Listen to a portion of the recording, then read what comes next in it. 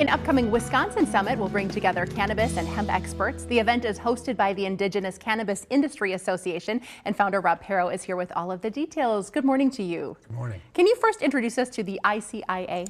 Yes, the Indigenous Cannabis Industry Association is a nonprofit advocacy group that's working on a national level for cannabis legislation, also on a micro level, doing work in the state here, really advocating for the tribal market, the tribes. There's 574 tribes in the U.S.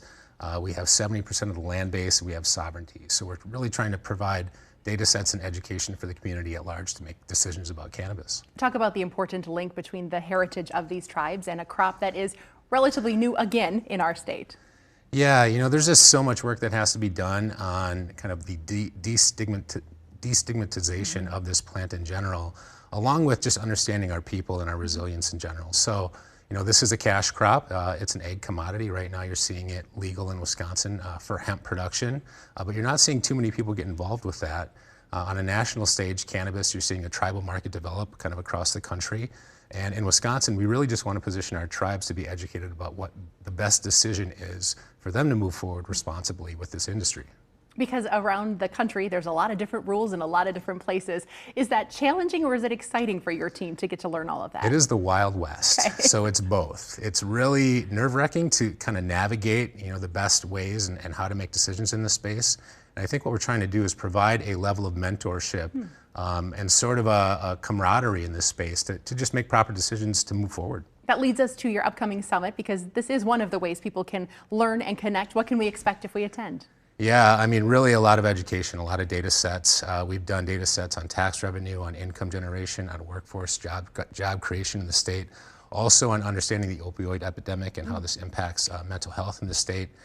You know, there's a lot of questions around this, and the only way that we can kind of tackle these questions is to get everybody together and problem solve. So that's really what this is about. We have industry leaders from across the country and our neighboring states to come and really provide a baseline for us to make educated decisions off of. And you know of which you speak as a grower. I do, yes. You are continuing to grow in the southern part of Wisconsin.